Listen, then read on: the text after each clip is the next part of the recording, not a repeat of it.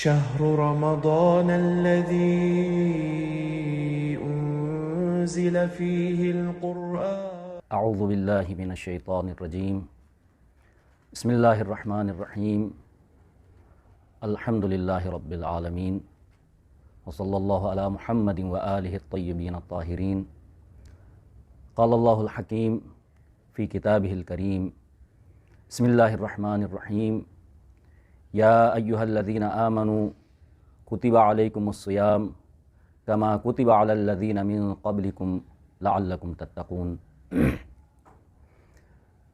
پروردگار عالم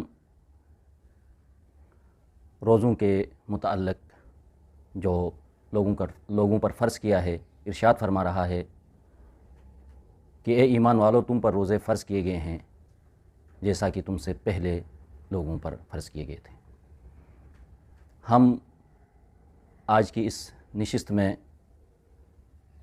رمضان کے حوالے سے فقہی مسائل جو خاص کر اہم ہیں اور پیش آتے ہیں اس پہ گفتگو کریں گے۔ سب سے پہلے یہ کہ اطمینان انسان کے لیے کسی چیز کا حاصل ہو تو وہ اطمینان معیار ہے۔ مثلا اگر ڈاکٹر کہے انسان سے کہ روزہ تمہارے لیے مضر ہے، نقصان دہ ہے، یہاں پر معیار کیا ہے؟ ڈاکٹر کا کہنا یا انسان کا سابقہ تجربہ کہ اس تجربے کی وجہ سے وہ روزہ نہ رکھے، یا کوئی عقلی دلیل؟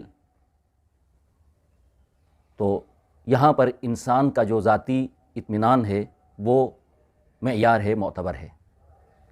ڈاکٹر کہتا ہے نقصان دہ ہے، لیکن انسان کو ذاتی طور پر اطمینان ہو کہ نقصان نہیں ہے، نقصان دہ نہیں ہے روزہ، یہاں پر روزہ رکھے۔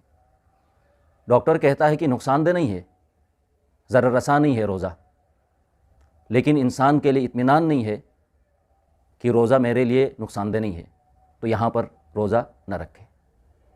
آیت اللہ سستانی حفظہ اللہ اور رہبر معظم حفظہ اللہ دونوں کے نزدیک معیار انسان کا ذاتی اطمینان ہے، لیکن اگر انسان کو علم ہو کہ روزہ اس کے لیے نقصان دہ ہے، ضرر رساں ہے، ولو روزہ رکھنا واجب تھا لیکن علم کی وجہ سے اب روزہ رکھنا اس کے لیے حرام ہے۔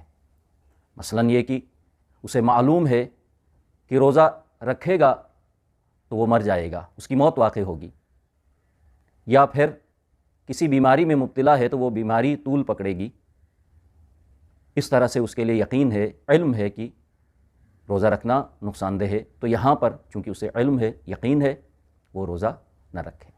اس کے علاوہ انسان کا اپنا اطمینان، ذاتی اطمینان معیار ہے، اس پہ عمل کرے۔ کوئی عقلی دلیل، ڈاکٹر کا کہنا یا اس کا سابقہ تجربہ، اس پہ اعتبار نہیں کرے گا۔ صلی اللہ علی محمد وآلہ الطاہرین۔